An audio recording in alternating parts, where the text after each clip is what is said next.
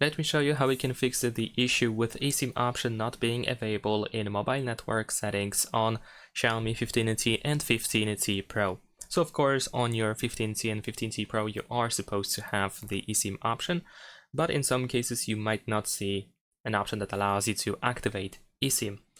And in order to solve that, what you can do is you can go back to settings and switch to additional settings. Now over here, we need to change the region. For example, right now I have United States set up as my region, but I can switch to, let's say, any country that is in European Union. So for example, we can use Germany. And after that, once we switch our region, if we go to mobile network settings, there we go. Now we do have the option that allows us to activate eSIM. Well, first we need to turn on eSIM on our phone, and then we are able to activate eSIM on our phone. There we go, we have add eSIM option over here. And that is pretty much it. Thanks for watching, leave a like and subscribe.